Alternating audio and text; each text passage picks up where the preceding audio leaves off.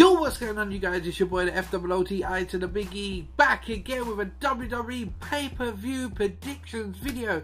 Now, it seems like it's been absolutely ages since I last done a WWE video, and that's because it bloody well has. I've taken a break from WWE videos of late, but No Mercy is around the corner, so you know what that means. I'm back again with another WWE predictions video. So let's not waste no time, people. Let's get straight into this.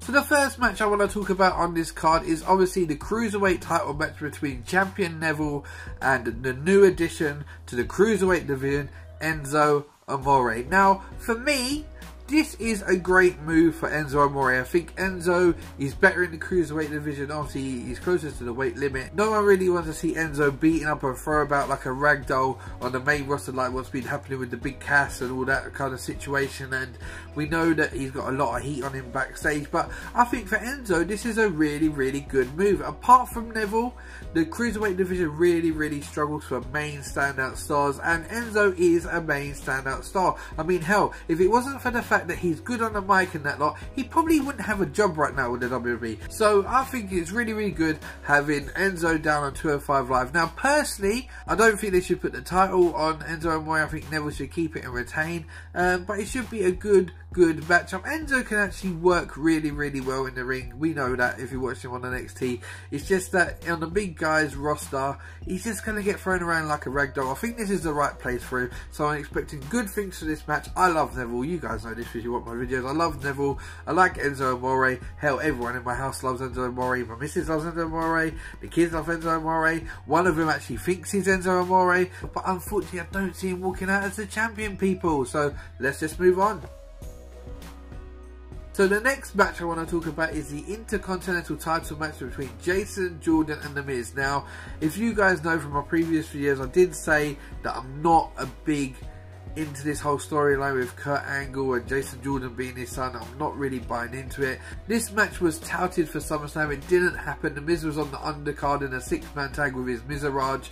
I felt it was unfortunate for The Miz not to be on the show at SummerSlam. As much as I hate The Miz has been doing great work in the ring. His promos are great at the minute. You know, he's been really doing well this year. And the fact that it's a big title like the IC title, I just didn't understand why it wasn't on the SummerSlam card. But The Miz is back on this pay-per-view defending his Intercontinental title against Jason Jordan. Now, there was talk about them thinking about giving Jason Jordan a title run. I don't think this is the right time to do it. I would like to see The Miz retain. I'm not expecting great things from this matchup. I think The Miz, you know, he is what he is. He's a solid wrestler if he doesn't wow you, but he does put solid matches on. Jason Jordan, up-and-coming star. I just wish it is kept in the American Alphas, but The Miz for the win to still be your reigning and defending Intercontinental Champion at the end of the night, people. So let's just move on. So the next one I want to do is the Fatal 5-Way, well, the newly announced Fatal 5-Way. It was originally a Fatal 4-Way. Alexa Bliss defending her Raw WWE Women's Championship against Nia Jax, Sasha Banks, Emma, and now Bayley. Now, for me, I just don't see how our lovely Alexa Bliss 5 Feet of Fury is going to walk out with the women's title. I would love Alexa to be the women's champion at the end of the night. Personally, I would have loved Sasha to keep the title longer than she did after SummerSlam winning it, when she only kept it for a week. This is the main thing about WWE that has really been griping me, and this really rubbed me up the wrong way at SummerSlam, is Sasha deserves a long title run. Her feud with Charlotte last year does warrant Sasha having a long title run. Now, I thought when she ran the title at SummerSlam, I thought finally they're going to give her a big long title run. But a week and a half later, it's back on Alexa Bliss on Raw. Now, I don't mind that. I like Alexa Bliss. You people know this. But I just think Sasha really needs a long title run. So in this one, I would love Alexa to keep the title, because I can't keep on seeing titles chopping and changing. Someone needs to hold on to this title, and it might as well just be the 5 Feet of Fury Alexa Bliss. But my God, how do you get past Nia Jax, Emma, and Bayley and Sasha Banks all at the same time? I just really don't know. Obviously, going into this, Nia looks the most dominant force. You know, I wouldn't mind Nia having a title run, but just not now. It's got to stay on Alexa Bliss. Emma is another one. She's doing this thing of stand up for Emma, the women's revolution. And Emma was a vital part of the women's revolution with her and Paige coming through NXT. So she needs a big push. Sasha deserves a big push. Bayley was on a big push. But this match is a fatal five with all the best women on Raw, and I don't think it really matters who comes out winner on this one as much as I like to be Alexa Bliss, because as soon as Asuka hits the main roster for Raw, you know she's going to dominate, and sooner or later that Raw Women's title is going to be on Asuka, because they're going to play the streak card that she's got from NXT, the undefeated superstar, the undefeated champion, all that. They're going to play that. Asuka's going to go into the main picture fold and win your title sooner rather than later. So hopefully Alexa Bliss to retain, but I just hope it's a really good matchup between 5 women that can really wrestle, and let's just hope they give us a great show. So Alexa Bliss will be your reigning champion, and let's just move on, people. So the next one I want to touch on is the tag team title match between Dean Ambrose and Seth Rollins versus Sheamus and Cesaro. For me, this was one of the best matches on the SummerSlam card. There was a lot of matches I was looking forward to on SummerSlam that really didn't live up to the expectations. Now this one did live up to the expectations. The only thing bad I would say about it is I just felt it just went a little bit long at times. It just didn't have, you know, the hard hitting, free flowing sort of matchups that Seth Rollins gives you, that if it's a long match really keeps you invested. It was just at times, it was just a bit slow, and I found myself sitting there at times thinking, is this match over yet? As much as I was really enjoying it, and as much as it was a really awesome matchup, I did find myself wanting it to end sooner than it did. I'm really looking forward to this one. I'm really looking forward to the rematch between the two teams. I think they could build on their great SummerSlam matchup and maybe learn from the mistakes of the first one in this one and make it an all-round better match. So I'm going for Dean Ambrose and Seth Rollins to retain and still be your reigning and defending champions at the end of the night in another classic between the two teams. So let's just move on, people. So the next one I want to touch on is Finn Balor versus Bray Wyatt, and my god, where do I start with this one? Now, if you watch my SummerSlam predictions video, and if you watch my videos in general, you will know how much I love Finn Balor. You will know how much I love Bray Wyatt. I don't need to keep on saying this. And you will also know that this was the match I was really looking forward to at SummerSlam. And my god, did it not deliver. I just was left feeling a bit empty afterwards. It had everything for me, the demon versus the face of fear. It just had everything that I've always wanted to see, like when the Undertaker was in his main element against the other like demonic characters like Kane and that. Like, just had everything in it that I was really looking forward to seeing, and it just didn't deliver. Don't get me wrong, it was a good matchup, but there was that something little bit missing, that something that just really didn't take it from being a good matchup to a great matchup to an even better matchup. It just, I don't know if it just didn't captivate the audience enough. Maybe Finn's demon attire wasn't like as, you know, as out there as it normally is. I just don't know what it was about it, but it just didn't captivate me the way this match should have first time round. So hopefully this time around it does. I don't know if the demon is making an appearance on this one or if it is just standard Finn Balor. At the minute they're 1 for 1. Bray's 1-1 on Raw. Obviously the Demon won on SummerSlam. Is it going to be Demon Finn or normal Finn? I'm not too sure. If it's Demon Finn, I'm going with Finn Balor with the win. If it's just normal Finn, I'm going for Bray with the win, like I normally do with Bray. I'd love Bray to win on this one and get the outcome, but it's going to be Finn Balor, people. We all know that, but I can live in hope, can't I? So Bray Wyatt, for me, the face of fear, to get the win.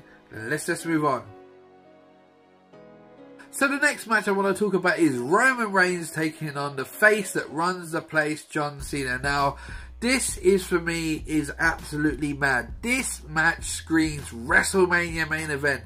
John Cena, the face of the last 10 years, versus Roman Reigns, the face that no one bloody can stand. But they're doing it now. They're doing it no mercy. Apparently word is they want to compete with the NFL and keep people invested in the WWE. From what I'm hearing, they haven't made up their mind whether they're going to push John Cena in the match or they're going to push Roman Reigns.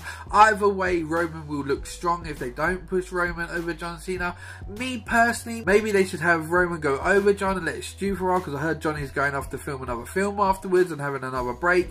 Maybe bring John back towards WrestleMania and put this big match on WrestleMania. Give it the little bit of a warm-up that he needs, get people invested, that people really get into this, and have Roman go over and have a big blow-off at WrestleMania, John Cena versus Roman Reigns, because this is what this match is. This is a main event of WrestleMania match. These are the two biggest baby faces that the WWE really have tried to push in the last couple of years on their terms, without obviously the exception of Daniel Bryan and people like that the WWE Universe have chosen.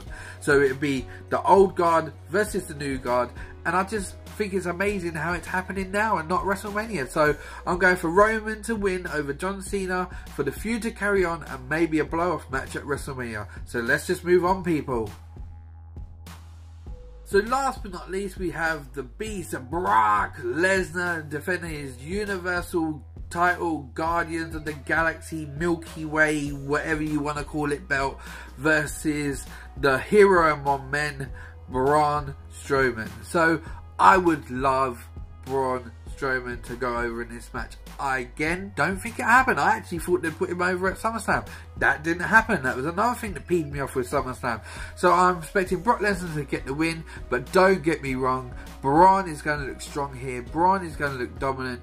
Braun is still going to be in the main event picture for a long time. He is a guy that I am really invested in. Big men normally ain't really the people I go for. I'm more of a kind of like a CM Punk man, a Daniel Bryan man, an AJ Styles man, them sort of people. I'm not normally the big man that's like pumped up on steroids and all that sort of thing. I'm not saying that Braun is, I'm not saying that Braun is, but you know, that's the sort of stature that WWE have really normally pushed, is the big man, even if you go back to the 90s. And I've never really been into them sort of styles, but I'm really invested in the Braun Strowman character. I would love Braun to go over the Beast Incarnate Brock Lesnar here and be your new Universal title. I feel that the Universal title needs to be defended every month. I've heard after this Brock will be taking a break for a while because obviously his limited dates, but I always feel that titles should be on the show every week, and that is why I don't agree with part-timers walking around with the belts like Goldberg and also Brock a couple of years ago. So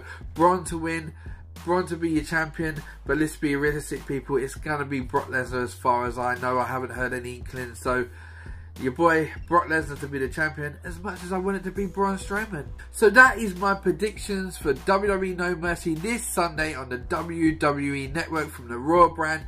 To be honest, it looks like, as normal with Raw, it should be a brilliant show. You've got, as I said, Roman Reigns, John Cena, that's a WrestleMania match on his own. The Beast versus Braun. You've got the Seth Rollins, Dean Ambrose tag team rematch from SummerSlam, that was a classic. You got Finn and Bray, that could be great, but WWE or Finn and Bray probably just won't deliver again for me. But it looks like an all-round great show. I'm really looking forward to No Mercy. So thank you guys for joining me on this predictions video. This is your boy FOOTI to the big E, signing out again with another WWE predictions video. I will be doing more wrestling content. I know I have neglected wrestling content on this channel of late, and please guys, please forgive me for that. I will be back with more wrestling content, so if you like this, hit that subscribe button. I'm always going to be back with more, and this is your boy FOOTI to the big E, signing out once again. Remember to like, share, subscribe, all that lovely business, and I'm out of it guys. Bless and peace, people. Take care.